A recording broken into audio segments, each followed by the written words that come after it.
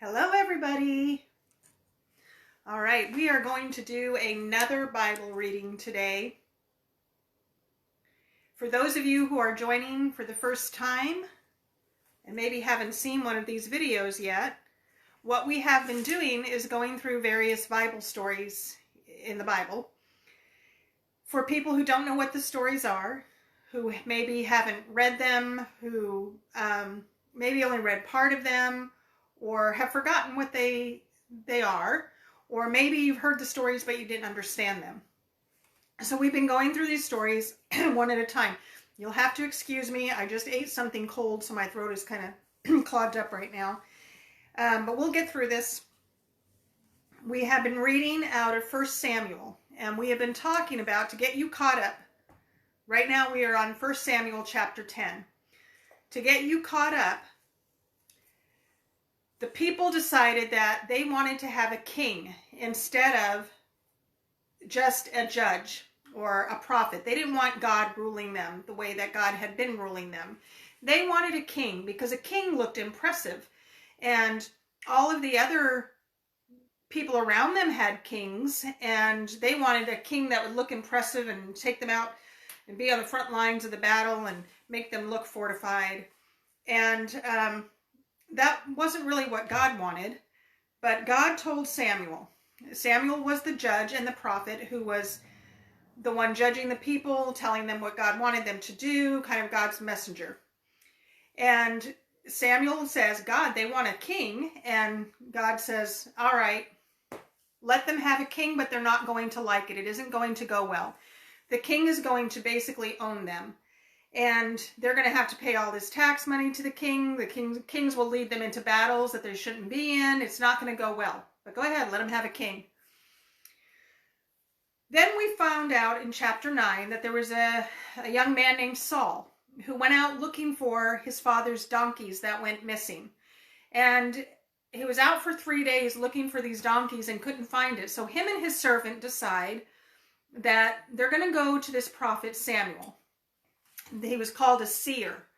And they were going to ask Samuel where the donkeys might be.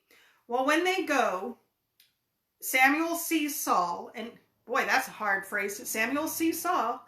And he realizes that Saul is the person that God has picked out for him to anoint as king. And so he convinces Saul to stay with him for another night, sends the servant away. And now he's going to anoint Saul as king. And that's where we have left off, and that's where we're going to start in chapter 10. Samuel took the flask of oil, poured it out on Saul's head, kissed him, and said, "Hasn't the Lord anointed you ruler over this inheritance? Today, when you leave me, you'll find 2 men at Rachel's grave at Zula, in the territory of Benjamin. They will say to you, 'The donkeys you went looking for have been found, and now your father has stopped being concerned about the donkeys and is worried about you, asking, what should I do about my son?' You will proceed from there until you come to the oak of Tabor. 3 men going up to God at Bethel will meet you there, one bringing 3 goats, one bringing 3 loaves of bread, and one bringing a clay jar of wine. They will ask how you are, and give you 2 loaves of bread, which you will accept from them. After that, you will come to Gibeah of God, where there are Philistine garrisons. When you arrive at the city, you will meet a group of prophets coming down from the high place prophesying. They will be preceded by harps, tambourines, flutes, and lyres. The Spirit of the Lord will come powerfully on you. You will prophesy with them, and you will be transformed. When these signs have happened to you, do whatever your circumstances require, because God is with you. Afterward, go ahead of me to Gilgal. I will come to you to offer burnt offerings, and to sacrifice fellowship offerings. Wait 7 days until I come to you and show you what to do." When Saul turned around to leave Samuel, God changed his heart, and all the signs came about that day. When Saul and his servant arrived at Gibeah, a group of prophets met him. Then the Spirit of the Lord came powerfully on him, and he prophesied along with them. Everyone who knew him previously and saw him prophesy with the prophets asked each other, "What has happened to the son of Kish? Is Saul also among the prophets?" Then a man who was from there asked, "And who is their father?" As a result, "Is Saul also among the prophets?" became a popular saying. Then Saul finished prophesying and went to the high place. Saul's uncle asked him and his servant, "Where did you go?" "To look for the donkeys," Saul answered. "When we saw they weren't there, we went to Samuel." "Tell me," Saul's uncle asked, "what did Samuel say to you?" Saul told him. He assured us the donkeys had been found. However, Saul did not tell him what Samuel had said about the matter of kingship. Samuel summoned the people to the Lord at Mizpah and said to the Israelites, "This is what the Lord, the God of Israel, says. I brought Israel out of Egypt, and I rescued you from the power of the Egyptians and all the kingdoms that were oppressing you. But today you have rejected your God, who saves you from all your troubles and afflictions.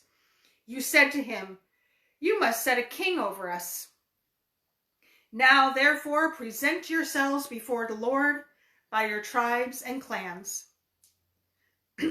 Samuel had all the tribes of Israel come forward, and the tribe of Benjamin was selected. Then he had the tribe of Benjamin come forward by its clans, and the matriarch clan was selected. Finally, Saul, son of Kish, was selected. But when they searched for him, they could not find him. They again inquired of the Lord, "Has the man come here yet?" The Lord replied, "There he is, hidden among the supplies." They ran and got him from there. When he stood among the people, he stood a head taller than anyone else. Samuel said to all the people, "Do you see the one the Lord has chosen? There is no one like him among the entire population." And all the people shouted, "Long live the king!" Samuel proclaimed to the people the rights of kingship. He wrote them on a scroll, which he placed in the presence of the Lord. Then Samuel sent all the people home. Saul also went to his home in Gibeah, and brave men whose hearts God had touched went with him. But some wicked men said, "How can this guy save us?" They despised him and did not bring him a gift. But Saul said nothing. That's the end of chapter 10. Remember, there are three ways that we look at these stories when we are reading them. What does it say? We have to have reading comprehension. What was it saying to the people of the time? What was going on in context and in culture and history? And what, if anything, does it say to us today? So what we just read is that Samuel anoints Saul because God told him to. He picked Saul out to become the king, and he anoints him. And he tells him, this is how you're going to know that everything that just happened is really from God. You're going to run into these people, and they're going to do certain things. Some of them are going to give you bread, and then you're going to go to this other place, and there'll be people coming down that are prophesying. Be coming off this mountain, they'll be prophesying. And you're going to join them, and you will be prophesying with them also. And that happens. Suddenly he starts prophesying, and when people hear that, they say, "So is Saul also among the prophets?" You know, like, that's weird. He's not a prophet. He's just some guy looking for donkeys, and now he's prophesying. Is he also among the prophets? And that becomes a popular saying. It became a popular saying for quite a while, and it would be like saying, "Who do you think you are? You're also in charge?" That's kind of what it would mean. It was almost a slur to say that, or an insult. So then Samuel basically lets the people know, okay, God says you can have a king. So they call all the tribes together, and God pulls out the tribe of Benjamin. The tribe of Benjamin was the smallest tribe. Remember, Saul had said to Samuel, "Why me? I'm from the smallest tribe of the Israelites. I'm just a Benjamite."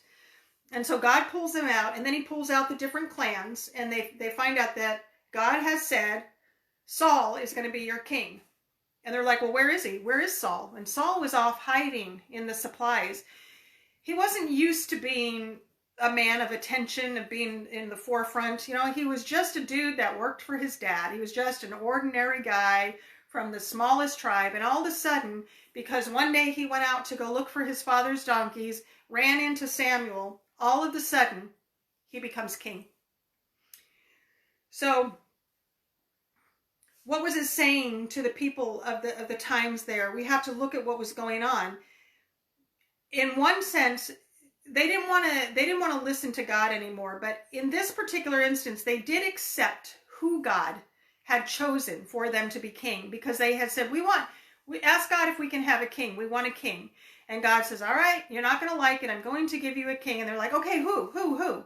And so he chooses Saul. And they have anointed Saul now. And they're all excited. Long live the king. And poor Saul, you know, he all of a sudden he starts prophesying with these people. And I want to explain something to you. A lot of times people think the word prophecy means fortune telling or seeing into the future. The word prophecy simply means speaking the word of God. Sometimes speaking the word of God is something that God has already said and we're repeating it. Or it's something that God is saying about something that's going to happen. So that's why people think that it's more like fortune telling or seeing. When we read the Bible, which is the written word of God, we're prophesying. And so I want to make that clear. So we don't know what Saul was saying, but whatever he was saying was given to him from God. He was speaking words that God had told him to say. They were words from God. And so that's what he was doing when he was prophesying. And the Spirit of God came on him and he became very empowered to become king that day. So that was chapter 10. And we'll move on to chapter 11 the next time that we get together. I'm excited for you to see what we have coming up story-wise and lesson-wise in this next month, particularly this month of December, because next week we're going to shift gears a little bit and we're going to start talking about the Christmas story, and we're going to set up some things to explain what that Christmas story is all about.